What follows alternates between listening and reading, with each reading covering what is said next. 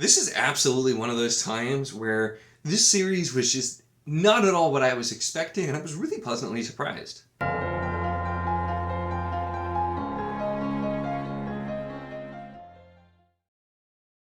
Hello and welcome to my channel. In this video we're going to be talking about the Abhorsen Chronicles, the original trilogy basically, which is Sabriel, Lirael, and Abhorsen by Garth.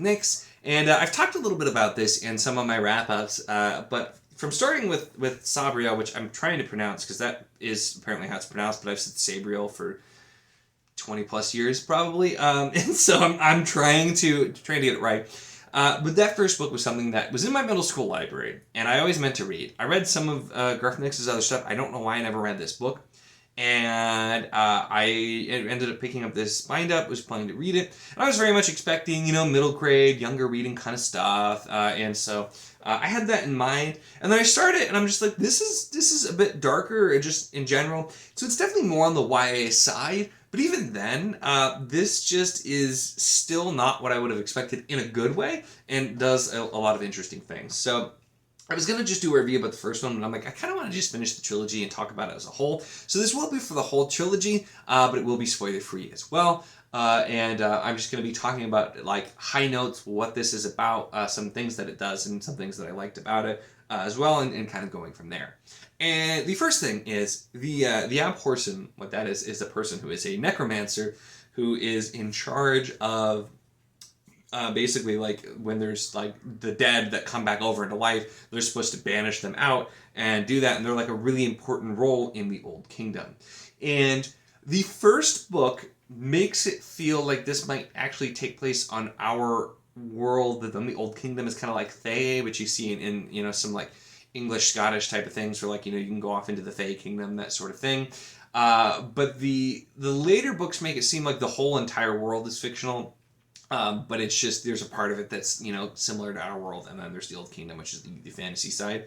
But then the main character, Sabriel, is 18 years old, and when her father, the Abhorsen, dies, and she has to take over the mantle, not really knowing what that means. And that's kind of the basis of the first book.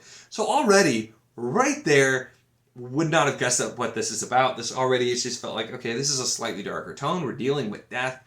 We're dealing with the main character having to take over that kind of role.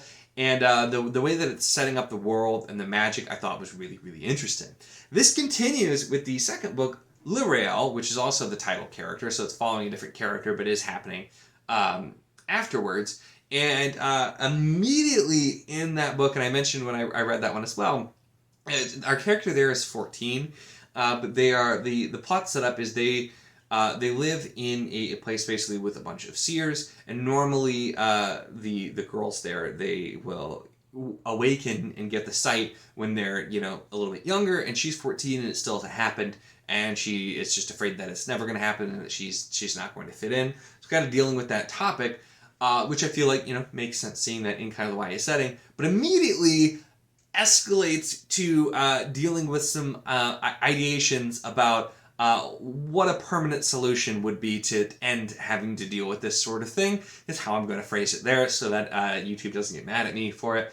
And I was very shocked to see that happening, but it actually, I think, handles it in a realistic way, but also in a good way where it is dealing with a pretty heavy topic.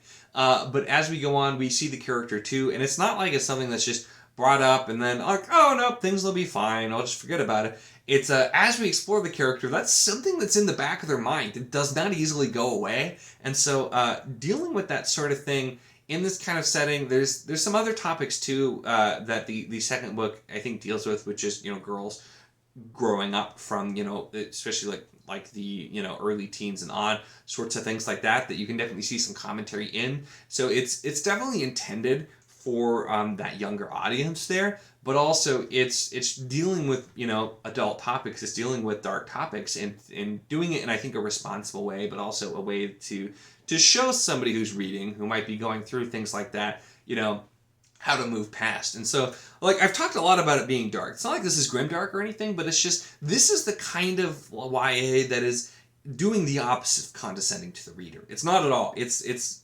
trusting the reader to, be able to discuss these topics and be open to these sorts of topics and this kind of story. And I think that's something that you don't always get, and it's a problem that I've had with YA. With a lot of stuff when I was a kid, I tended to read adult fantasy because I didn't like the books that are just like were too basic or like condescend to the reader. So I kind of jumped past a lot. But I think Garth Nix does a really good job here with those types of things, with really setting up something special overall with this world as well. Because as I said, in the first book is we do learn a lot about the world and kind of the magic and like the different gates of death and how you use magic, including like bells and those types of things. But there's also a lot of bigger things being set up that aren't readily apparent in the first book. And some of them even in the second book. It's not until the third book, which book 2 does sort of end on a cliffhanger, just for the record as well. It's not quite, because it's the kind of cliffhanger where they're about to do something, not like we pause mid something happening. But then so I did go right into the third book. But what is actually set up with the history and the depth of the world and the magic and just what ends up happening, it's like the author's not pulling punches here. Like I said, this is a really good fantasy story. Now it is still, there are some things that are, I think so the writing style is still definitely intended for a younger audience, and there are some things like that. And so those are the kind of things that, some of the bits that are like, yeah, okay, this is, still to make it fun and engaging for the younger audience, even though there's a lot of heavy stuff going on. But also it's just like with what happens, there's no like pulled punches or there's like, I'm going to make sure that this is, that you understand every little thing. It's just we're setting up a lot of stuff. And so I was really impressed. And with reading the whole thing, this is one of those trilogies where like the whole is definitely better and more than the sum of its parts, because reading each of these books, I think each of the books were probably around like a 4-star for me. They were really good, but not like up to like, this is great, this is amazing. And the last book on its own also was probably there, but I think I ended up giving it 5 stars just because like altogether, this is really something. And this is something that I wish I would have read when I was younger, I guess, just because I feel like I waited a really long time. But even reading this as an adult, and despite the fact that too, this is a male author, but and I think too, it's not like this is, it has female, protagonists, so it can only be read by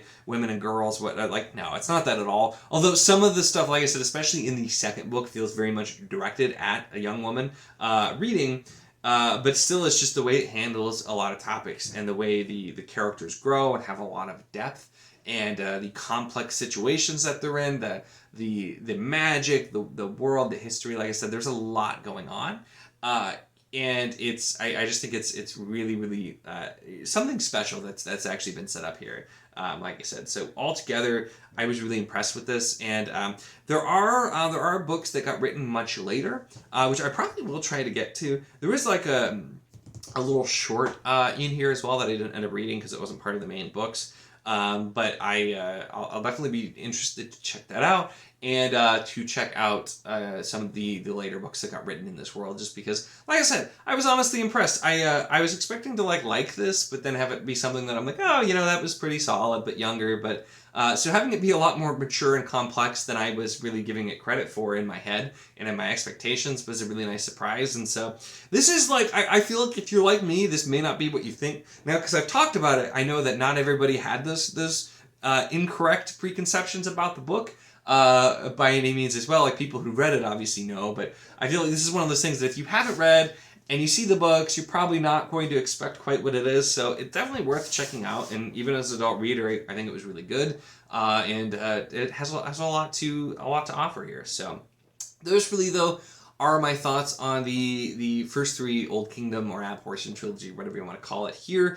Sabriel, Lirael, and Abhorsen. Let me know your thoughts in the comments, like I said, if you have read this, or even if you haven't, since we are keeping spoiler free as well. Just because, like I said, this was really interesting. And also, let me know if you have a book like this too, where you had really different preconceptions about it or expectations, and it was entirely different than you want. Could be good, bad, either way, because I'm always interested to hear when people have books like that where it's just not at all what you expected. I think it adds something to the experience too, which is why I like to go in blind, because even going in blind, you still kind of, I feel like, have some idea.